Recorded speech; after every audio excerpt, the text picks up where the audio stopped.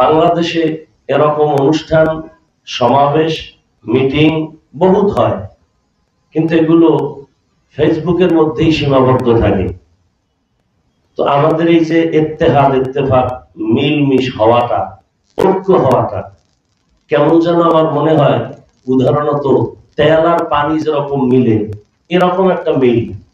সবাই ফেসবুক গরম, সব আলেম এক হয়ে গেছে, এক জায়গায় দেখা হয়েছে, ঐক্য হয়ে গেছে। কিন্তু আমার খেয়াল হলো এবং দাবি, তেল পানির মতো না মিলে, তেল পানি যতই মিলুক একসময় আলাদা হয়ে যায়, তেল আলাদা, পানি আলাদা। কিন্তু মিলতে হলে পানির সাথে চিনির মতো মেলা উচিত, যে চিনি তার অস্তিত্বকে বিলীন করে পানির সাথে মিশবে।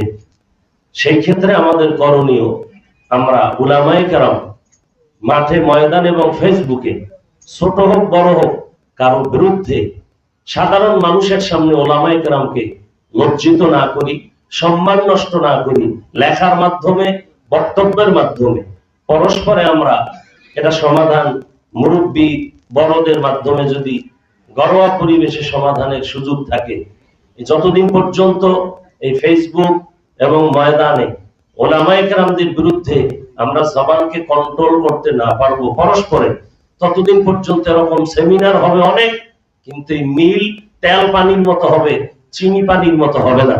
আল্লাহ পাক এই তেল দেওয়ার ফেসবুক আলাদের থেকে আমাদেরকে চিনির মতো ওলামায়ে কেরাম মিলেমিশে দ্বীনের কাজ করা, উম্মাহের খেদমতে, নবীজির আদর্শ, সাহাবায়ে কেরামদের আদর্শ বাস্তবায়নে আমাদের এক মনে কাজ করার তৌফিক দান করেন।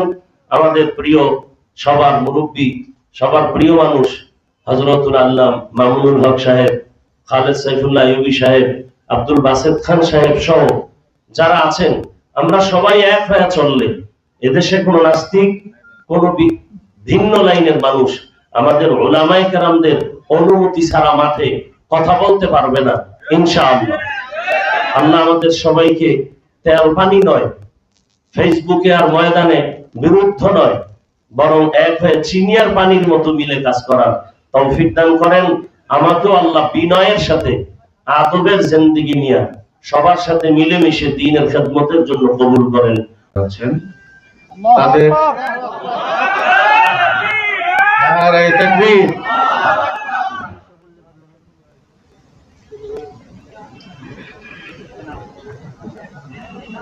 একটি দৃষ্টিনন্দন চিত্র আমাদের সামনে সবাই উপভোগ করছেন। আমাদের এই দেশের বয়ানের ময়দানে যাদেরকে দেশের সকল জাতি, সকল শ্রেণীর মুসলমান একসঙ্গে দেখতে চান, একসঙ্গে দেখতে পান, এবং যাদের বয়ান শুনেন জীবন বদলায়, হাজারো